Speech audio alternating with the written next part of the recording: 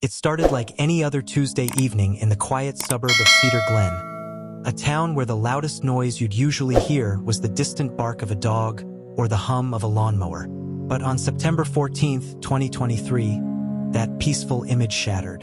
At 8:17 p.m., 29-year-old Maya Torres left the local community center after her regular yoga class. She waved goodbye to her friends, tossed her gym bag into the passenger seat of her silver Honda Civic, and drove off toward her apartment. She never made it home. By the next morning, Maya's landlord noticed her car wasn't in its usual parking spot.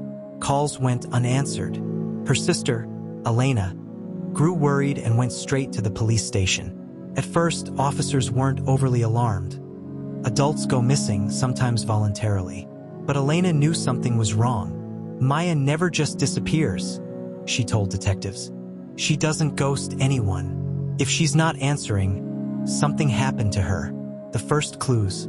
The police began with standard checks, phone records, bank activity, surveillance footage. They quickly learned that Maya's phone had stopped transmitting data at exactly 8:42 p.m. that night. The last ping came from a small stretch of road on the outskirts of town, near a dimly lit gas station. But there was something else, something Elena had almost forgotten about. A week earlier, after a package theft scare, Maya had tucked a small Apple AirTag inside her car, just to be safe. She'd mentioned it casually over coffee, never imagining it would become the key to solving her disappearance. A digital trail. Using the Find My app, Elena pulled up the AirTag's location history. The data showed that after leaving the community center, Maya's car didn't go directly home. Instead, it made several strange stops. One behind a strip mall, another in a deserted industrial area, before ending up on a rural road 30 miles away. That location was still updating, meaning the AirTag, and possibly Maya's car, was still on the move. Detectives decided not to wait. With each passing minute, the chance of finding Maya alive diminished. They quietly contacted the county's tactical response unit and began planning to intercept whatever or whoever had possession of her car. The moment the alarm sounded, around 10:15 a.m., the AirTag showed movement toward a small cabin on the outskirts of an old logging site. The area was isolated, far from any neighbors, and rarely visited except by hunters. When officers approached, the quiet stillness of the woods was interrupted by the faint ping of the AirTag's sound alert, a noise Elena had activated remotely to help locate the car. It was coming from inside a locked garage. Detectives cut the lock. Inside, they found Maya's Honda Civic. The driver's seat was stained. The trunk was partially open, and there, lying in the darkness, was something no one wanted to see. This was just the beginning of a case that would reveal how a $29 device helped piece together a chilling timeline of abduction, deceit, and murder, and how the killer never realized they were carrying their own tracker the entire time. Detective Marissa Cole sat in the precinct's dimly lit conference room, her eyes fixed on the glowing map projected on the wall. Dozens of red pins dotted the screen, forming a jagged path across the city. At the end of that path, deep in a wooded area, was the last known location of Danielle Harper. The night before, Danielle's mother had come to the station with a strange story. Her daughter's iPhone was missing, but an Apple AirTag, a small tracking device Danielle had bought weeks earlier to keep track of her gym bag, was still pinging. The signal had led to the outskirts of town. At first, Cole hadn't thought much of it. Runaways often left digital trails, and they usually ended in a friend's apartment or an Airbnb. But something about the AirTag's data didn't add up. It moved in short, erratic bursts, sometimes stopping in places no one should be at 2 a.m. The tech team pulled the AirTag logs. That's when they saw it. The device had been at Danielle's apartment at 8:13 p.m., but by 8:46 p.m., it was already moving toward the industrial district. It stopped near an abandoned warehouse for 7 minutes before continuing north. Then, an eerie twist, the AirTag signal disappeared for exactly 3 hours, only to resurface miles away, in an area with no homes, no businesses, and no reason for Danielle to be there. Cole leaned forward in her chair, her instincts buzzing. "Somebody turned it off," she muttered. "And somebody turned it back on." The room fell silent. One of the younger detectives, Carter, spoke up. Could be the killer didn't realize the AirTag was there until later. Maybe they tried to disable it, but it reconnected. Cole shook her head. No, this isn't random. This is calculated. Someone knew how to make it go dark, then put it back online, either to taunt us or to lure us in. She didn't say it out loud, but the second option felt more likely. By noon, Cole and her team were standing in the exact location of the last ping. A desolate stretch of gravel road flanked by trees thick enough to block sunlight. The summer air hung heavy, carrying the faint scent of oil and wet earth. "This is it," Carter said, checking the handheld tracker. AirTag signals strong. They stepped carefully, scanning the ground. 10 yards in, Cole spotted something silver half buried in dirt. She crouched, brushed it off, and there it was, the AirTag scuffed and smeared with something that made her stomach knot. Blood. But there was something else, etched into the plastic surface with what looked like a knife. 2 small words. "Catch me." Cole's breath hitched. This was no accident. Whoever had taken Danielle wanted to be found. Just not in time to save her. And in that moment, Cole realized they weren't just tracking a killer. The killer was tracking them. Don't forget to like, comment, and subscribe. Hit the notification bell. By the 3rd day after Emily Carter's disappearance, the case had shifted from a hopeful search to a grim race against time. Detective Laura Price sat in her office, reviewing the surveillance footage from the gas station where Emily was last seen. The grainy video showed her pumping gas at 8:46 p.m., then walking into the store.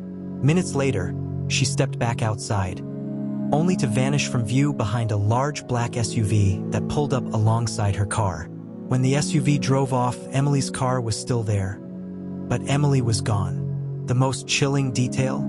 The SUV's plates were removed, replaced with temporary tags that police later discovered were fake. The AirTag breakthrough. As officers canvassed the area, Emily's friend Rachel remembered something. "Wait," she said. She had an AirTag on her purse. She joked it was her built-in stalker alarm. Couldn't we track it? Detective Price's eyes widened. AirTags were made to locate lost items, but in missing persons cases, they could be the silent witness the killer never expected. The police tech team quickly accessed Rachel's iCloud login. Emily had shared it with her for emergencies. At first, the screen showed no location found, meaning the AirTag might be out of range or destroyed. But then, a faint signal pulsed back to life. It was pinging from an abandoned warehouse on the edge of town. Approaching the warehouse, Price assembled a small tactical team and drove out at dawn. The building loomed like a skeleton of rusted steel and broken windows. Local kids used it for dares. Criminals used it for worse. As they neared the location, the AirTag signal grew stronger. Its soft ping on the officer's tablet oddly cheerful in the grim atmosphere. But something was wrong. When they entered the warehouse, the AirTag wasn't attached to Emily's purse. It was taped under a table, as if someone had deliberately removed it from her belongings and hidden it, knowing it could be traced. And on that table sat Emily's phone, still unlocked, displaying a paused video. The footage showed Emily, tied to a chair, staring straight into the camera. Her face was pale, her voice shaking. "If you're seeing this, please help me." The video cut off abruptly, but before it did, a shadow passed across the frame. A shadow wearing a very distinctive ring. Detective Price froze. She knew that ring. It belonged to a man they had already interviewed.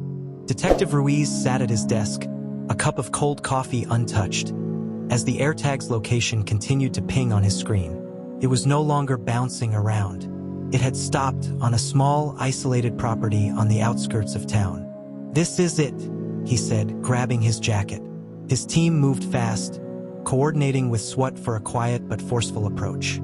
The property's owner was listed as Evan Carter, a man with a history of petty theft and burglary, but no known record of violence.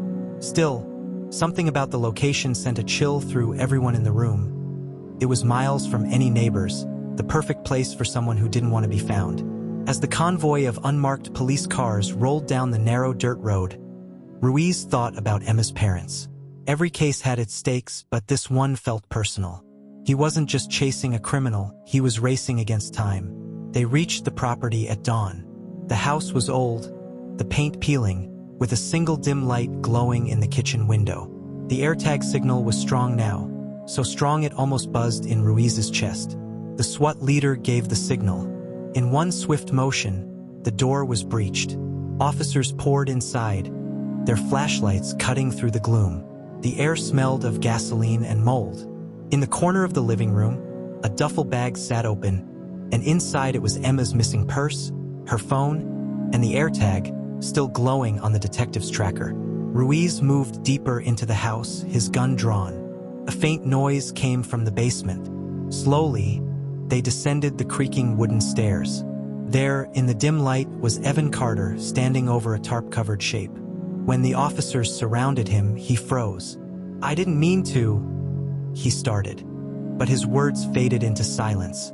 Ruiz pulled back the tarp, and the truth hit him like a punch to the gut. Emma was there, but she was too still, her eyes half open in a final, haunting expression of fear. The basement became a crime scene. Carter was cuffed and dragged away, muttering excuses that no one listened to.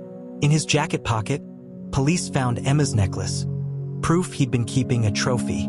As Ruiz stepped outside into the rising sun, he looked down at the AirTag still clutched in his hand. A piece of simple technology had done what countless manhunts sometimes couldn't. It had led them straight to a killer. And yet, there was no satisfaction. Only the bitter knowledge that they had found her too late. The moment Detective Alvarez and her team entered the abandoned warehouse on the edge of town, the air felt heavier. Dust floated in the cold beams of their flashlights, and every creak of the rotting floorboards echoed through the silence. The location had been flagged by the AirTag's final ping, a chilling reminder that every step they took was guided by the device that had already uncovered so much. In the center of the room, they found it, a large duffel bag, zipped shut.